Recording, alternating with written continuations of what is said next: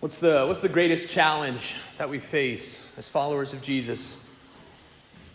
The greatest challenge we face. Last week we were talking about, questioning the goal. Like, what's the goal of living out our faith? What are those steps that we need to take? How do we know that we're progressing? As we talked about, existentially, practically, the goal is union with God. Yes. Like, practically, existentially speaking, just day to day, right? That goal is to be able to give a heroic witness to our faith. Right, this heroic witness, our formation, our preparation, the steps we should be taking, should always be preparing us to give a heroic witness to the fact that we have placed all of our faith in Jesus Christ. And that's why we're talking about the Thessalonians. We'll talk more about the Thessalonians today. But after 3 weeks, again, Paul, the man, after 3 weeks, all of these people were ready to lay down their life for Christ. They were ready after 3 weeks to endure persecution. So again, these are kind of like, this is what we should be seeing as the benchmarks, as this progression. Like, I've been doing this for 30 years. I don't know if I'm ready for that yet, but it's like, are we ready to bear a heroic witness to our faith, even to the point of persecution, even to the point of laying down our lives? Am I ready to give that? But that always begs the question, what's the greatest challenge though? What is the challenge that I'm going to run into if I try to do this? What's going to be the biggest obstacle? What's going to threaten to shut it down even before we get started? Some people, when they answer that question, they'll say, well, Father, hate to tell you this, but it's the church's teachings, especially her moral teachings. They're too hard. Or it's like scandals in the church, Father. There's all these scandals. It's a big block. Okay. Some people, they think about maybe it's that threat of persecution, actually. Or maybe not literal persecution, but kind of the soft persecution where people make fun of you for doing the Jesus thing. Or it's like, oh yeah, she's in her Jesus phase right now. Give her 2 weeks. She'll be back. Don't worry. And people make fun of us for that. Okay. Some people, if I ask them that, they just give me the right answer. And they're just like sin, the devil, all those things. Okay. But just think practically for you. Just like, don't try to give me the right answer. Just practically speaking. If you're going to live this relationship with Jesus Christ, what's your biggest obstacle? What's your biggest challenge? I'm going to give you the benefit of the doubt. You heard the gospel today, and Jesus says, love the Lord your God with your whole heart, with your whole soul, with your whole mind. And you're just like, yes, I want to do that, but what is it? The philosopher, I know this is going to be like the philosopher Dallas Willard, of all people. The philosopher Dallas Willard, he said it this way: hurry is the great enemy of the spiritual life in our day and age. Hurry, busyness, is the greatest obstacle that we're going to face when it comes to a spiritual life, to following Jesus Christ, to living our faith. It's just we're so busy. The greatest enemy, the greatest threat is just time. It's just time. We're so busy. People are just so busy. And they're so busy, they don't have the ability and the time to live an emotionally healthy, much less a spiritually vibrant life. And I didn't just come across this Dallas Willard quote this week and I want to preach on that. No, it's like this is also stuff backed up by scientific research. You know how much I love my statistics. There's this beautiful survey done of 20,000 people, which as far as surveys go is a good sample size. 20,000 people in the United States. And the guy running this study concluded busyness is the major block in people living their relationship with God. That's it, busyness. And we know this too. You're never going to say it to me now. Like, people are going to be very on guard now. But if I would have asked you as you're walking into church today, you're like, how's life? What's going on? You'd be like, well, life's good, just busy. That's what people say. How are you? Well, real good, just busy. Busy, but good. It's just a common thing we say. I'm guilty as everybody else. Like, I say that pretty much every day. How you doing, Father? Real good, just real busy.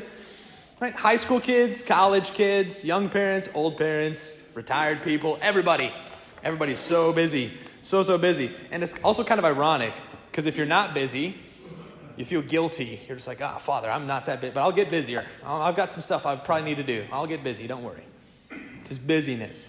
Some of you are probably hearing this and thinking, Father, I have no clue what you're talking about. I live a perfectly balanced life. And I'll challenge you on that. But okay, we'll give you the benefit of the doubt. But you know who definitely would just be nodding their head like a fool? It's everybody between the ages of 25 and 45 with kids that's not here. And it's not like they're going to come later. They're not here. Why? It's too busy. Father, I'm really busy. Literally, this is not only the surveys, it's not only the stats, it's just in my conversations with people here in Lyons. Hey, Father, I know, I better get back to church. I'm just really busy right now. Maybe one of these days.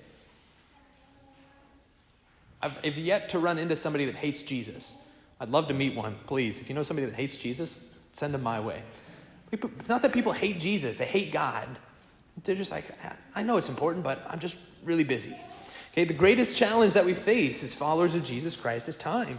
Right? Our busy life is just often incompatible with the relationship with God. And so to overcome that, or probably more accurately, to let go of that, to let go of the idea that busyness is something we need to hold on to so tightly, to let go of that would be as revolutionary, I think, as saying, I'm going to take a vow of poverty.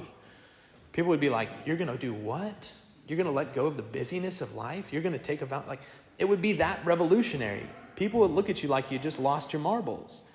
And yet, that's the kind of witness that this world needs. That's the kind of witness that, as we've been saying, is going to turn the world upside down.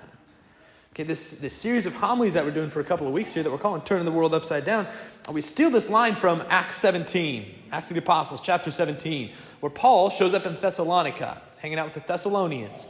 And the people there, after Paul's talking to them for just a few weeks, their immediate impression, their immediate reaction to these people following Jesus is, these people are turning the world upside down. Go look it up. It's in the Bible. I didn't make it up.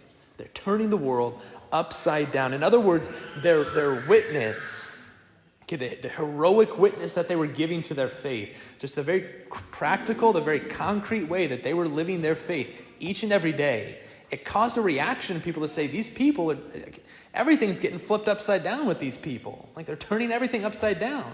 And then that's what Paul writes them in this letter today. Remember, Paul's there for about 3 weeks preaching, and everyone's on board.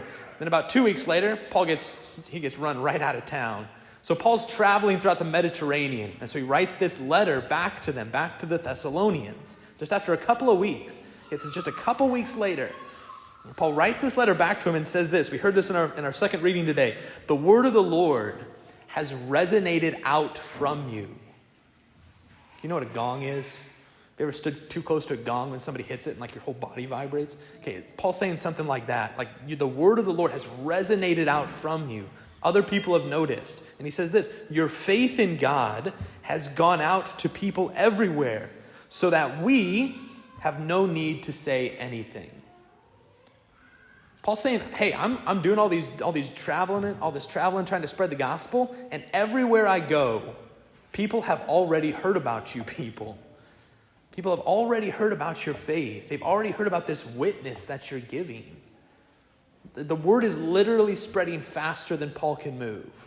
That's what their witness is doing in that part of the world then.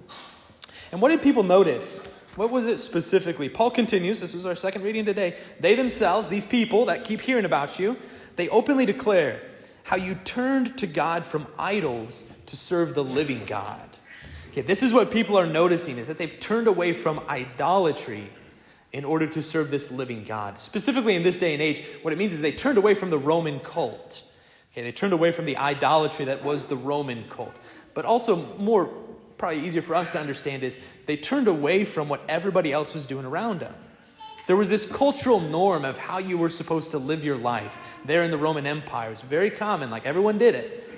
And so people just noticed they're not doing what everybody else does anymore.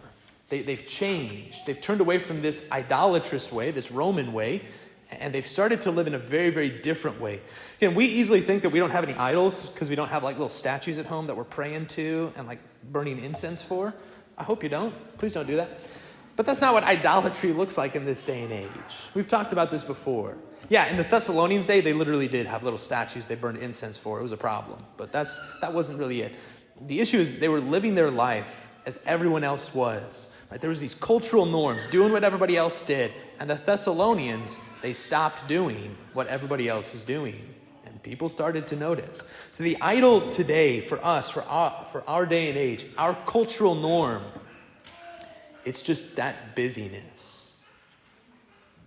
It's this life where we always have something else that we need to get done. There's this hurriedness about our lives. It's just this anxiety. It's just like, I've got something else I got to do. There's just this busyness that's so pervasive. And if we were to let that go, right, if we were to let this idol of busyness go to serve the living and true God, that would literally turn the world upside down. And people would look at us like we're crazy. They would look at us as if we had just told them, I'm going to take a vow of poverty.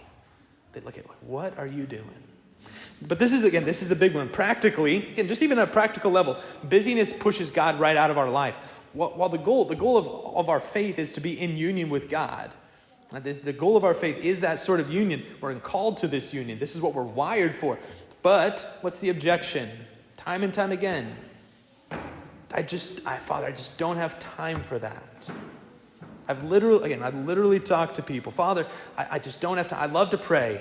I'd love to pray more. I'd love to develop this relationship with Jesus thing you keep talking about. But Father, I can barely make time for Mass on Sunday. I don't have time for all of this. And that's just it. A relationship, though, it takes time. Friendships, they take time. We know that. I'm not breaking any big news to you today. Relationships take time. Everyone loves at their wedding to have that reading from 1 Corinthians where Paul's describing love. What's the first way Paul describes love? Love is patient. Uh-oh. Love is patient. Love is not hurried. Love is incompatible with the busyness. Love is wasting time. Right? It just takes a lot of time. Right? This relationship that we want to develop with God, it just takes time. And so it's just incompatible with that busyness that we often launch ourselves into. So what do we do? Again, I told you last week, we're going to try to keep things concrete. What's the solution? What do we do about it? The way that you do this is at least what church history would teach us. The way that you do this is what the ancient church called a rule of life. Okay, the word in Latin was a regula. This idea, it comes from the idea, and the word even comes from a trellis. We're not in vineyard country, so we're not really good with the whole grape thing. But imagine a vine in your mind. What does a vine need to grow? It needs a trellis. It needs something to grow up on. Because if a vine is just stuck on the ground, it produces no fruit, and it ends up just rotting and dead. It needs a trellis. It needs a structure. In order to produce the great fruit that it's meant to produce, it needs a sort of structure to help it out. And so that's what the ancient church would say we need as well, is we need this sort of structure, a regula, a rule of life. If we're going to produce the fruit of being in union with God, the fruit of what St. Paul says is what? Happiness, joy, peace, patience, kindness, all the other ones that he said there in Ephesians. Right? There's this fruit that comes about from this life lived with God, this relationship with God. So you can build your own rule of life.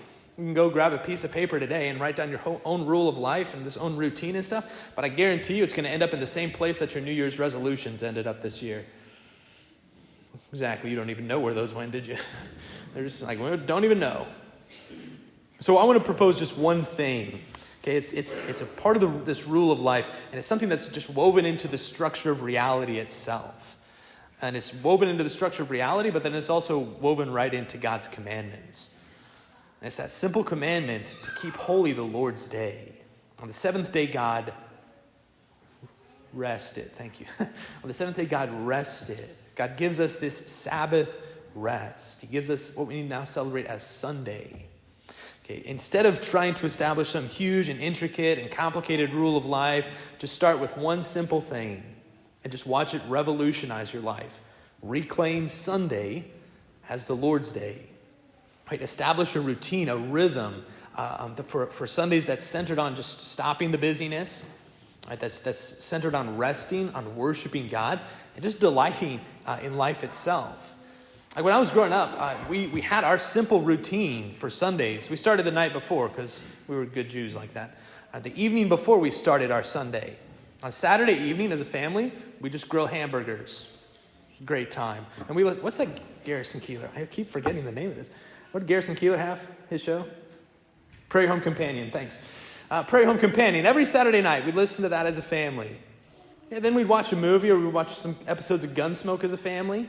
We'd go to bed, wake up, go to Mass on Sunday morning, come home, have a big brunch, spend Sunday afternoon doing something we enjoyed. Sunday evening, we'd have a big meal as a family again and pray the rosary in the evening on Sunday evening.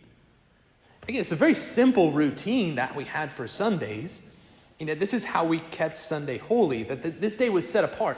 Again, I've told you before, we grew up in a family, there was 10 of us. It was a crazy household all week, very busy. But on Sunday we knew that this day is set apart. This day is the day we rest. This day is the day we don't do the crazy, and we just are together. We delight in this day. We delight in this family that we've been given. Again, it can be as simple as, what if you just rethink the weekend? What if you rethink Sundays as not the day where we have 12 hours to watch some football, not the day where I get to catch up on all the work I need to do last week and then this coming week, aka just another work day. What if we rethought it? What if Sunday was a day we looked forward to?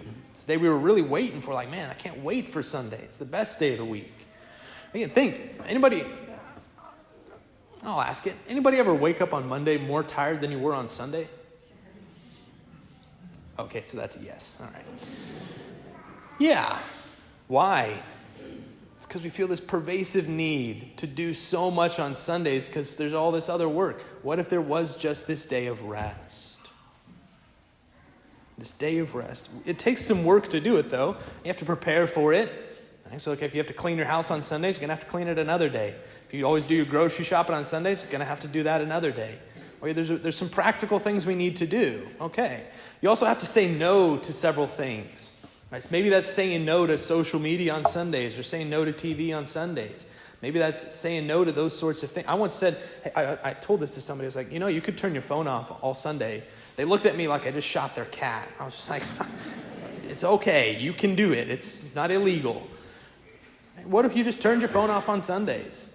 There's certain things, again, these aren't bad things, but what if these are the things that keep us from resting? What if we just kind of need to set some stuff aside on Sunday?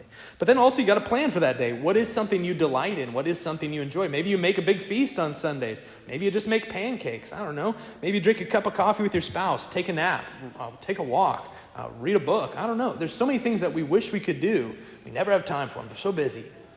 What if Sunday was the day that we could simply delight in those things? Delight in those most important things. And of course, center all of that on the Lord, on worshiping the Lord, on setting this day apart for Him.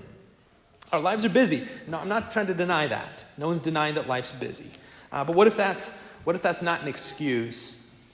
What if that's actually the problem? You can tell me I'm dead wrong, but I'll throw my stats at you again. What if that's not the excuse? What if that is the problem? What if we simply need to learn to live a more human pace of existence? I bet it would do a lot more good than you think, and I think a lot of people would start to notice. And I think people would notice so much that they would say things like, you Catholics are turning the world upside down. Don't you know we stay busy on Sundays? Don't you know we've got stuff to do? It's a kind of witness that would really change things. And it would change things because people would look at us almost with a sort of jealousy, like, I wish I could have that. I wish I could have that kind of rest from the busyness. But that's the kind of witness that we can give. And that's the kind of rest that we can invite others into.